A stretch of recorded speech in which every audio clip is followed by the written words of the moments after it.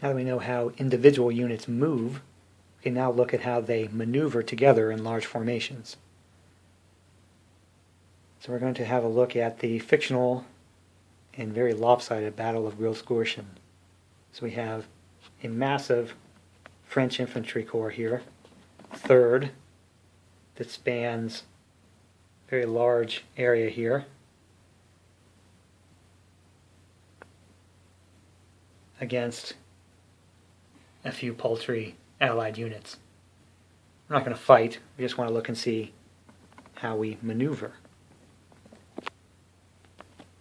Now both rule sets have a segment in which the armies voluntarily maneuver, but they differ greatly on how you go about accomplishing that. So let's look in detail at how each accomplishes maneuver. Let's start with the premier rules. Command and control determines which units can move in a turn. In premier rules, that is a fixed amount of time for the player to perform the movement of his pieces. So which units? All non-plusquam disorder units anywhere on the board can move. How? Well, we just pick a unit and move it according to the rules of the movement from units that we just went through. I can move them in any order, anywhere. We see the French Third Corps leader, the Marshal here. Here's the 9th Division. Here's the 8th Division. We have the Cavalry Brigade for the Corps. That's the 10th Division. For some reason, he sent a regiment over here. I can move any of these units any time I want during my allotted period of time. Similarly, we have the 11th and 39th Divisions far off to the side here. I can move all those units as long as I can get it done within the time allotted. Any reinforcements due for the side this turn, they can arrive wherever they're supposed to, and I can enter them whenever it suits me. So suppose they're arriving here on this road, and I want this area clear. Maybe I would move the 11th Division out of the way and then enter my reinforcements. This applies to infantry, artillery, and cavalry that didn't conduct a charge, which we'll cover later. And all are permitted to move, and all are permitted to stay put if that's what they want. So that's pretty simple. Not a lot to it. Not a lot constraining me, other than time. As you can see, I deployed my forces across the whole breadth of this map. They cover as much ground as I want to, and are in no way constrained by proximity. Now let's look at it from the standpoint of the 5th edition rules. We know that the command and control process determines which units are eligible to move. So during that segment, we would have determined our command status, we would have determined our command points that were available, and then we would have spent our command points to mark eligible commands for movement. Maybe we found that the 3rd Corps down here was activated, so we would have spent a command point to activate it. But we would notice that not all of our divisions spread across the field are in command of the Marshal here. Any division we want to maneuver with this command point has to be within 6 hexes. We see the Marshal is way in the back here. That means really only the 9th Division is capable of maneuvering with that command point. So we would have had to have spent another one if we wanted to move that 8th Division. So now we have one more command point left, and we have the 10th way off on the right. We've got the 11th and the 39th way off on the left. So let's just say we're going to activate the 10th here. So our 3rd and final command point will be used on the 10th. Now let's just suppose we have one command point to use on the Allied side. We're just going to do that so we can demonstrate that both sides are going to be allocating their command points in determining their maneuver units at the same time. So we'll put one command point right there on that, formation, just that make-believe formation. And now we have our command established. We know which units are in command and out of command. Technically, we should be using markers on units that are out of command, but that's, kind of a bother to me anyway. I see that I want to maneuver this division here, and yet these battalions are way over here out of his command span, so they will not be able to maneuver. So all of that would have happened in our command segment, but now in our maneuver segment, what we would do is we would take the mates of each of those maneuver unit chits that we just placed on the formations, and we put them in a draw cup. I'm going to use this little plastic bag just because it's easy to see through, but you want it to be opaque so you can't see. Because the idea is that then we're going to randomly draw those chits from that cup to determine the order of movement. So that's how maneuver is accomplished in 5th edition. It's randomized. Command chooses which formations to move, and then maneuver, the draw cup randomizes the order in which things happen. Now, in addition to those command-driven maneuver units, we have 4 action chits that will also go in the draw cup. I know, action chits, you say? What's that?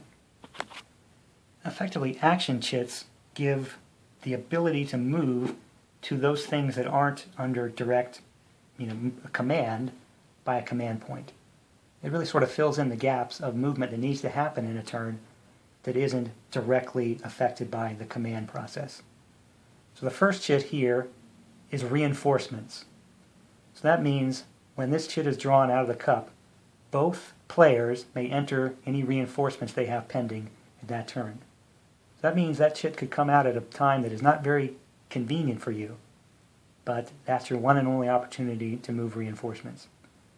I think it's deemed too expensive to allocate a command point for reinforcement entry, especially in games where it's a variable entry, so you'd be wasting a command point on something that never occurs. The second here is leaders. Now what this chit means is that any leader that is not currently part of a maneuver unit, being maneuvered by command, is free to move when this chit is pulled. So what that can mean is that leaders that are out of command of their superior can move back towards that leader to get into command, or they can just move closer to units in their own formation to get those units into command. The third one here is regroup. That's just a mechanism for out-of-command units to move towards their superior leader. So that's actual combat units who are out of command of their immediate superior can move towards that superior. Now they have restrictions, they can't charge the enemy or anything like that. It's more of a opportunity to move back into command so that the next turn they can then move as part of a command point-driven maneuver unit. And the last one here is the artillery chit. And what this is a special artillery fire. I really don't understand the necessity of this chit. Artillery can fire during the combat phases, so why there needs to be a special fire, why that fire can't occur in the regular combat phases, maybe beyond me, but this allows it to happen. And it can be, specialty guns like howitzers and the like. So all 4 of those chits will also go into the draw cup. So here we have our non-draw cup, and what we do, besides mess up the counters on the board, is that we alternate drawing chits from the cup. And we shake the cup, can't see what's in it, and then draw a chit. So of course I'm not going to randomly draw a chit because I want things to happen in a reasonable order. So I first draw the regroup chit.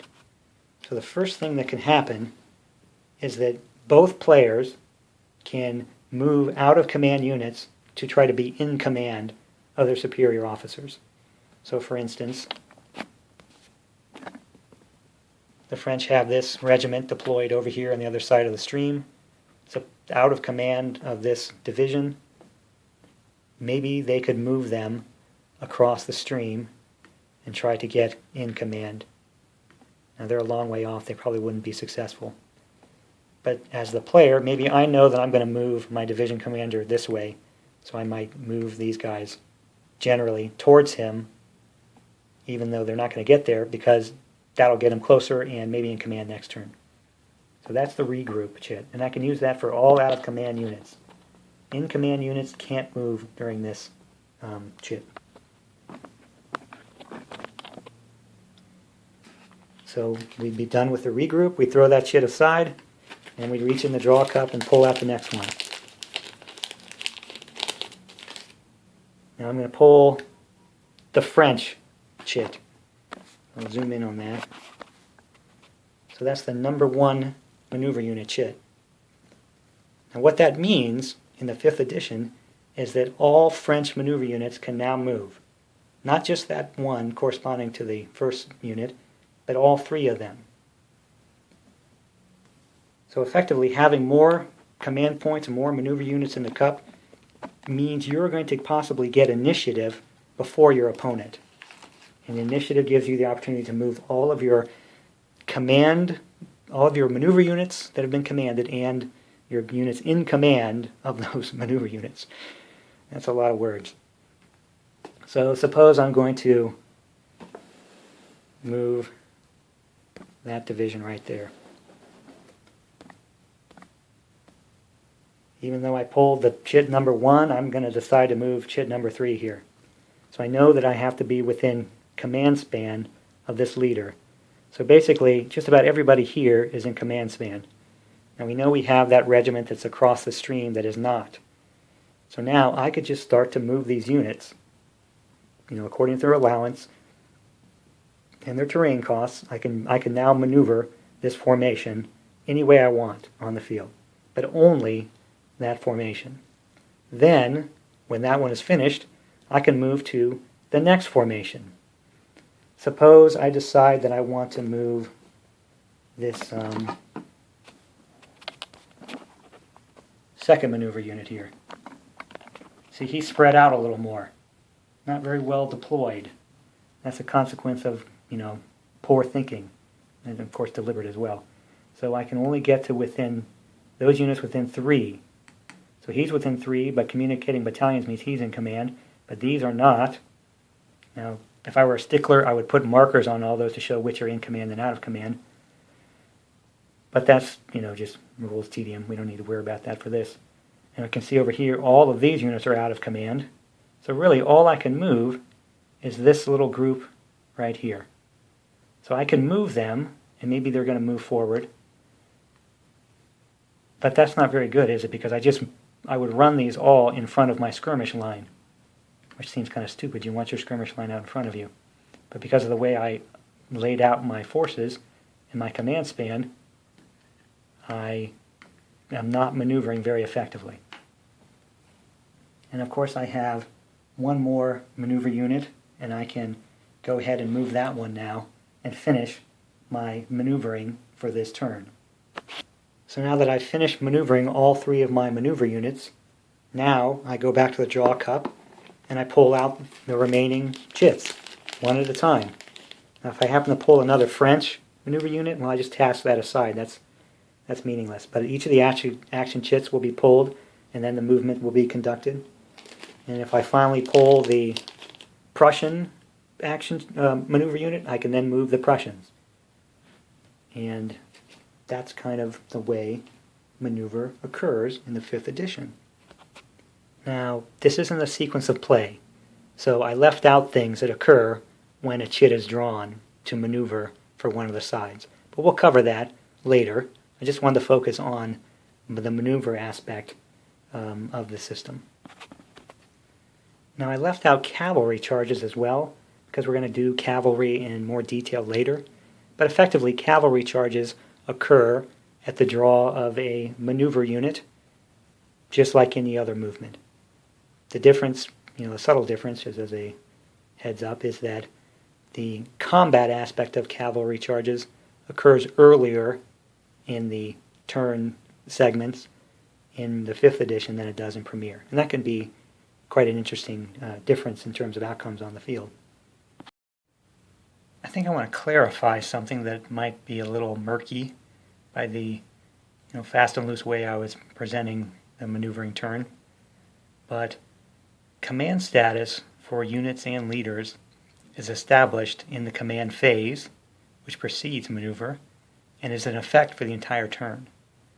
So I didn't want to give the impression that these units over here that were out of command could, during the regroup phase or action chit, be able to move into the command span of their leader and then be in command. They can't. They remained out of command the entire turn. But by regrouping to within the span of their leader, they could then be placed in command for the next turn. Now, practically speaking, that really doesn't matter, since units can only move voluntarily one time in a turn. If they were to draw the regroup and move to get into command, well, they wouldn't be able to move again when the leader's maneuver unit moved anyway. I just want to clarify that just in case it left anybody else confused. Sure did me. So we've seen movement of individual units, the effects of terrain, formation, and facing on actually getting units moving around the field. Then we looked at maneuver and saw two very different approaches between the Premiere and the 5th edition, starting with command and control, and even through the actual mechanics of executing maneuver. So we can't finish without a little commentary. I think at first blush, the Premiere rules system of maneuver seems kind of wide open. A free-for-all, you can move anyone you want, anywhere you want within movement restrictions, and the constraint of the allotted time given to your side. But I think the real constraint is play experience. If you overexpose a formation, you will find them flanked and suffer accordingly. If you think you can send someone off on a wide flanking march, you will probably find them screened by a much smaller force and then unable to contribute to the main axis of attack. So at the cost of a combat formation, you gain the illusion of flexibility. On the other side, the 5th edition rules codify the command structure and the organization and proximity of units. The restrictions are obviously very apparent.